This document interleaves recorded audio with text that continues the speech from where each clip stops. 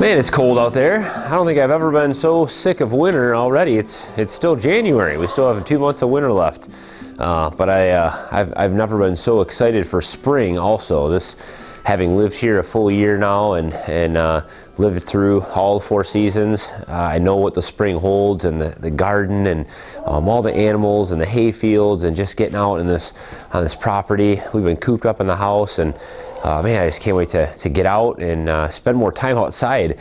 But there are some preparations that we have to make. Even this early, even in January, we're starting to think about spring. We've got the greenhouse build underway. We're starting to think gardening. We're starting to think about those things. But we also need to start thinking about our animals. One of the things that we're going to be doing is kind of rotating some animals around. And if you're looking at buying a new homestead or farm, and you're looking to get into animal raising for meat production or eggs or milk or whatever it is, I can't say this enough, the more separate places you have for the animals, the better. The more pastures you have, smaller or bigger separate places, the more inside stalls or sheds or lean-tos or outbuildings and things you have, the better. Because one of the biggest problems that you're going to have is separating and moving animals around. So you don't want the boys with the girls for too long, and when the female animals have babies, you want to give them a separate place to have their babies. Then once the babies get old enough, you have to separate the males and the females again before they breed together, and you don't want issues with that. And so there's never a shortage of, or you can never have too many separate places to put animals. But what we're going to be doing today is mixing some of our animals together for breeding. We don't like to try to have babies in the middle of the winter. We thought we had a pregnant pig that would have been giving birth in January, which wasn't ideal. I'm actually kind of glad that she's not. So we're going to put them back together to breed now here in January. Now, pigs are generally about 3 months, 3 weeks, and 3 days, somewhere right around there is what their gestation time is. So they will be, March, sometime in March or even April when they'll be giving birth, which will be perfect, springtime. We also want to move our goats around. So if you remember, we had goat babies last year in March. They are just about a year old now, and I think they're ready to be put in with the males. So what we generally do with the goats, because the goats are so docile and they're fine with each other, we keep the male and female goats together all the way up until about a month before they're ready to give birth. That just ensures that they take, and it also just allows us to keep things separate and keep the animals together in different pastures so they can graze and stuff like that. So we're going to be moving all these animals around today. I'll also show you what we have planned for our chickens. We have a Barred Rock flock of chickens. We just got a rooster finally from a friend, and so we are ready to start breeding them out here. Not quite yet, but we'll be hatching some eggs probably in March. So we're going to start off with Martha. I'm glad to get her out of this stall anyway. You see snow and blowing in here with our recent snowstorm, and so I'll be happy to kind of get her moved over into the other little pen, which is larger, and here pretty soon they'll be out into their green pasture in the next few months. So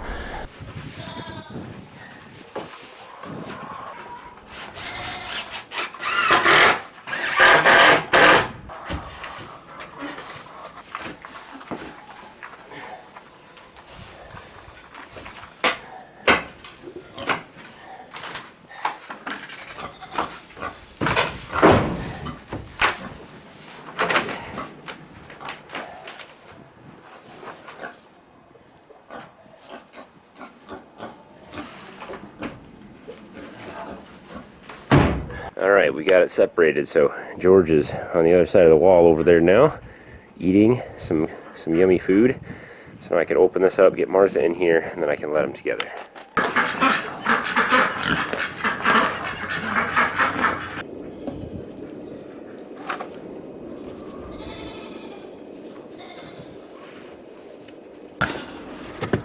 We made it. Welcome to your old home.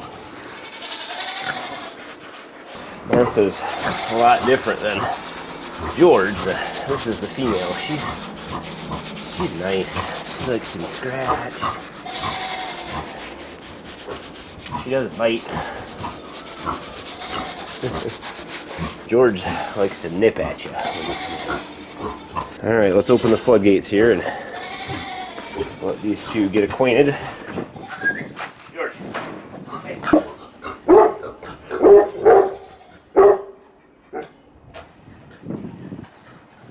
All right, I'm glad. No fighting, no problems. They're just gonna get along just fine, I'm sure. All right, so this is the breeding flock that we're gonna use. This will be where we're gonna get all of our egg stock from to hopefully breed some barred rocks. We just got a new rooster in here. He's a good looking rooster. Oh, he's still getting used to the whole thing. Earlier this year, I put these two blue cochins in here, they were kind of getting picked on from the rest of the flock and stuff. They're a real docile bird. These guys are real fluffy, good winter layers. But what I'd like to do, some friends gave us a few other barred rocks. They didn't have any place to put their chickens, so they donated a bunch to us. And so I'm gonna get these blue cochins out of here and put the two barred rocks in. So I have only barred rocks in here with this rooster. So there'll be 7 barred rocks plus the rooster, and then Bloody Mary, this is just kind of her home, so she'll be in here also. And if you're looking for chickens this year and you're just looking for a great docile, great winter bird, they're just not very fast. They just are. They seem to like to be held and pet, and they're good pets. They're good layers though too. They're definitely a bird that's designed for winter weather. The feathers you can see kind of cover their feet here, which helps keep their feet from getting frostbite or other issues. And also their combs are pretty short, it seems like too. So that can be another issue in the winter with frostbite. So great cold weather birds here. And there's the 2 barred rocks that I'm going to grab. So let the cochin go.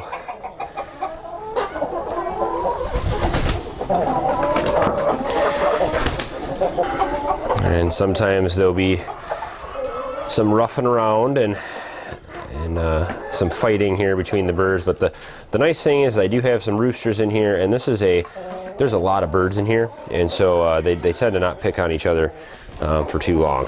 There's just too much going on in here, too much commotion. So another way to introduce birds into a flock is you could actually put them in here at night when everybody's kind of roosting and it's dark. And then when they wake up in the morning, they really don't notice, especially with this many chickens in here. But let's trade for a barred rock. There's one pecking at my feet here, so we'll grab this one first.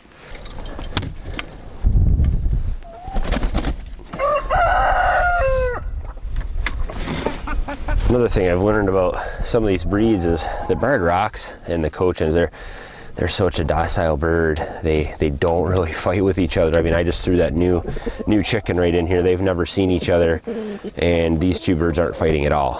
If I did that with an Isa Brown or some of those Americanas or Buff Orpingtons, they just fight. And so that's another reason why I really like these barred rocks. All right, here's the second one. All right, we are all barred rocks in here. We've got a rooster and 7 hens. I think that's a pretty decent ratio for breeding. And then of course we've got Bloody Mary over here, but she's not doing too much laying anymore. And these guys aren't really laying too much yet anyway, just daylight and the cold weather. So we'll start bringing the eggs in from these guys probably in about a month, and throwing them in an incubator and see what we can get. Now we're on to the goats. All right, so we're out here with the goats, and a couple helpers came out to join in the fun of moving animals around. But these are the 2 male goats I've shown you guys before. We have Adam here, who's an Aegean Dwarf. He's a purebred, but not registered. He's got that blue eye gene, which is pretty cool. He is the one that we bred with the 2 females, Penelope and Annabelle. We bred them last year, and their siblings, or his daughters, are the ones that are out there as well. So we're going to be moving the same 2 females back in with him. We're actually moving him to them out in the barn, and so we'll have them live together for the next few months and do their thing, and then we'll be expecting some babies sometime in late spring, early summer. Oreo, the black and white one, I don't know if you can see him back there, he is a registered purebred Nigerian dwarf, and he's a separate line, so we'll breed him with the daughters of Adam. And so we'll move those 3 daughters out here into this pasture, and they can live with Oreo for the next few months out here. So a little bit of kind of musical chairs with goats today, so we'll move some things around. We'll go ahead and get some grain out and see if we can lead them around here. If you shake it, you fall.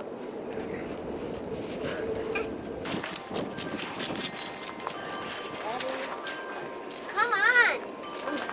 Hey, he's gonna kill! Hey! Come here, run! Run, Coquina!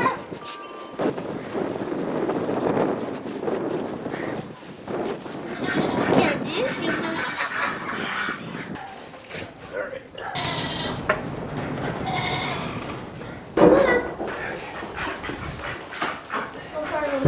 He's like, where's the light?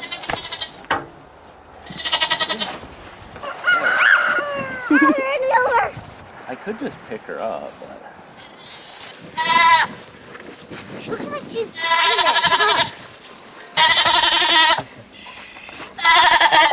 I know, there you go. It's okay.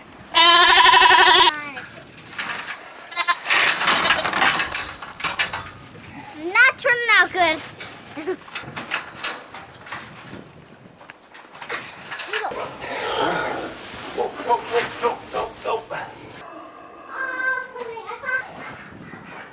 Okay, now we got the harness on her just in case she gets away. Whoa! She's just little. All right. Oh, we'll give him some food when we get over there.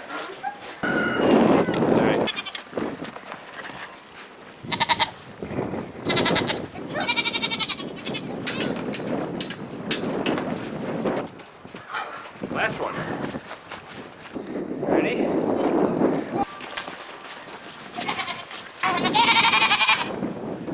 All right.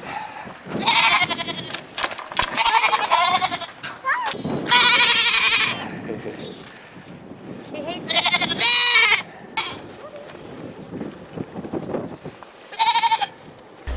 Well, all the animals have been moved around here, and the farm's in an uproar. Everybody's changed around in different places, but they'll get used to it. And this is kind of part of our first part of planning for the spring, and we're excited. We're excited to get these animals bred, and lots of babies coming in the spring. The only animal I didn't really talk about are these ducks. I don't know if you can see them. They're very nervous animals, these ducks. But the ducks were given to us. I've mentioned this before. They are going to be part of our farm here, and we don't plan to get more ducks really at this point. I think these guys just kind of ranging around. They kind of do their own thing. We don't have a set pen or cage or pasture for them. They just free range around the house. They seem to do just fine. They hide under the pine trees. They hide in the barns at night, and they seem to stay pretty safe. There is a male amongst the 4 of the ducks here. One of the white ones is a male, and so we may end up with some baby ducklings here as well if they naturally are able to sit on their eggs and hatch them out. So we'll see. That'll be kind of neat too. But the goats we'll be using for. We'll be selling off the babies. We'll be milking the moms, and so that'll be fun. It's a lot of work, and we'll be making milk stands and all kinds of stuff with that. The chickens we plan to start breeding out here, and we will sell the chickens for people who just want hens that are already at laying age. We'll sell them. We'll sell baby chicks. We'll sell eggs. We'll also be harvesting those barred rocks for meat. They are a dual-purpose bird, which is one of the reasons why we wanted those kinds of chickens. So that'll be exciting too. It'll be our first time actually hatching eggs out naturally from the farm. So part of being sustainable on this farm means that we are not just going to go to other farms and buy our livestock every year. We're not just going to go buy piglets and raise them up. We're not just going to go buy chicks from the store every year and raise them up. And that to me is not really sustainable. We want to learn to manage our own herds here and flocks of birds very organically, so that we can naturally have our own supply of pork, eggs, chicken, goat's milk, and all the things that come along with those animals. compost and all the things that go into gardening, which then helps grow the vegetables, and the hay fields being here right here on our property. We can use that hay to feed the animals, and so we want to create this ecosystem here where we have as little external input as possible.